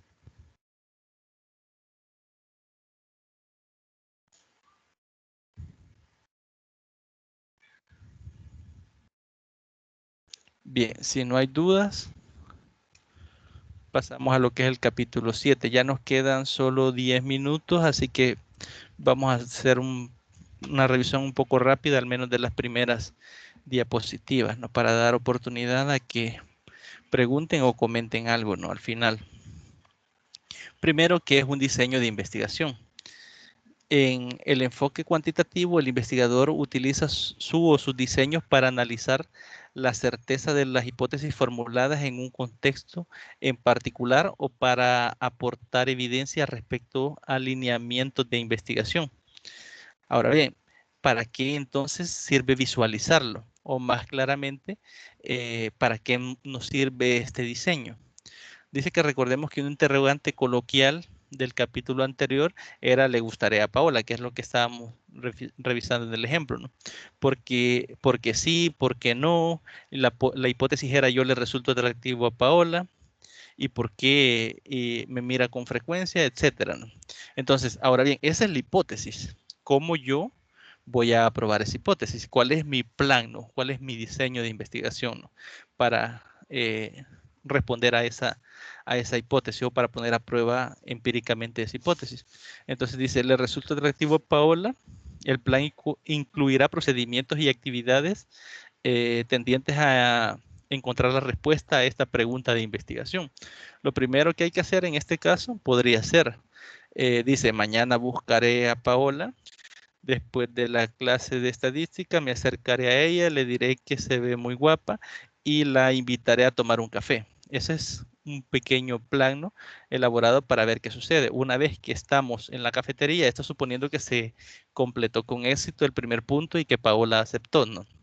Una vez que estamos en la cafetería, la tomaré de la mano y si ella no la retira, si nos fijamos aquí está poniendo una condicional, si ella no la retira, la invitaré a cenar el siguiente fin de semana. Y si acepta, en el lugar en donde cenamos le comentaré que me resulta atractiva y le preguntaré si yo le resulto atractivo. Si nos fijamos aquí, es un plan elaborado para poner a prueba lo que es la hipótesis, ¿no? Si le resulta o no le resulta atractivo a Paola.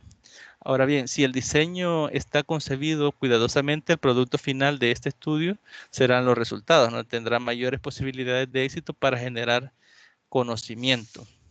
Es decir, si nuestro diseño de investigación está apegado directamente a nuestros objetivos y tiene ese nivel de coherencia, los resultados tendrían que ser positivos, ¿no? Es decir, positivo desde el punto de vista de que abonen algo a la teoría que nosotros estamos poniendo a prueba, si es el caso, ¿no? Puesto que no es lo mismo seleccionar un tipo de diseño que otro. Cada uno tiene sus características propias, como se verá más adelante. No es igual preguntarle directamente a Paola si le resultó atractivo o no, que preguntarle a sus amigas, por ejemplo, o en lugar de interrogarla verbalmente, prefiere analizar las conductas no verbales, como por ejemplo si lo mira, qué reacciones tiene cuando la abraza o si se acerca a ella, ¿no? Entonces, hay otras formas, otras técnicas que puede emplear para poner a prueba, en este caso, esa hipótesis. Si no se hace de forma directa como estaba planificado, obviamente eso se debe también plantear en un diseño, ¿no? Como tampoco será lo mismo si le cuestiono delante de otras personas que si le pregunto estando los dos solos, ¿no? La presión, la amplitud y la profundidad de la información obtenida varía en función del diseño elegido. Ahora bien, ¿qué diseños tenemos en este caso para poner a prueba las hipótesis? Tenemos lo que son diseños experimentales y diseños no experimentales. Antes que eso, vamos a definir qué es un experimento. Dice que se refiere a un estudio en el que se manipulan intencionadamente una o más variables independientes, supuestas causas o antecedentes de lo que ocurre con la variable Y, para analizar las consecuencias que la manipulación tiene sobre esta variable.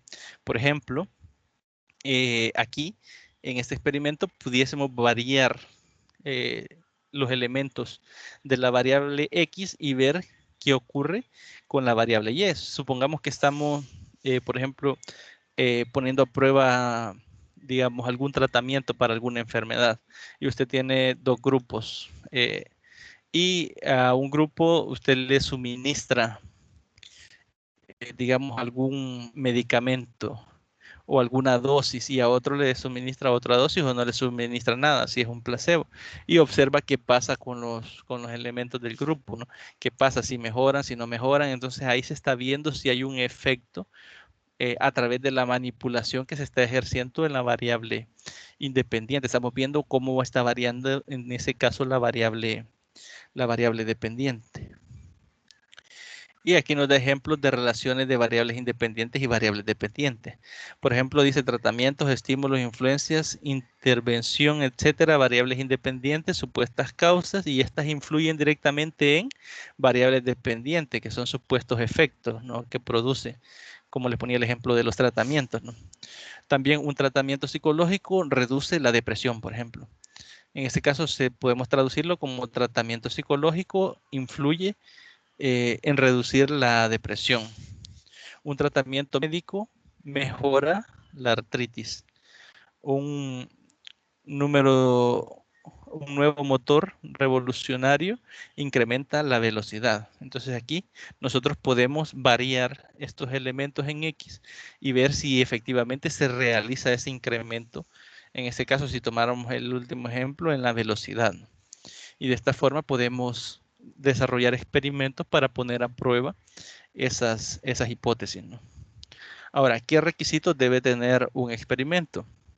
Primero, primer requisito, la manipulación intencional de una o más variables independientes. Aquí, manipular es sinónimo de hacer variar o asignar distintos valores a una variable independiente. Es decir, no es que manipulamos datos, sino manipulamos en sí la variable, asignándole valores específicos para ver cómo influye en la variable dependiente. Segundo punto o segundo requisito consiste en medir el efecto que la variable independiente tiene sobre otra variable dependiente. Esto es equivalente o igualmente importante y como una variable dependiente se observa el efecto o la medición sobre la variable de confiabilidad y validez, ¿no? En este caso, como les decía, si variamos la variable independiente y también varía en la misma proporción la variable independiente, entonces estaríamos viendo una relación entre variable dependiente y variable independiente a través del experimento. Y como tercer requisito, el control de la validez interna de la situación experimental, que es el término del control, ¿no? Es que si en el experimento se observa que una o más variables independientes hacen variar a la variable dependiente, la variación de estas últimas se debe a la manipulación de la primera y no a otros efectos. Es decir, si manipulo la variable y la variable independiente y la variable dependiente, perdón, si manipulo la variable dependiente y la variable independiente genera cambios también, esos cambios deben de ser producto de esa manipulación y no producto de otros factores que estén dentro del experimento, ¿no? Entonces, por eso es que eso tendría que ser más o menos controlado, ¿no? Para garantizar que efectivamente esa manipulación de la variable independiente tiene efectos en la variable dependiente y que esos efectos generados o observados en la variable dependiente específicamente son productos de la manipulación que se ha realizado. Bien, hasta acá quedaríamos. No sé si, bueno, nos van a quedar un par de diapositivas pendientes aún del capítulo 7. No sé si tienen alguna consulta o alguna pregunta o algo que deseen comentar. Tendrían el espacio en este momento para que lo puedan hacer.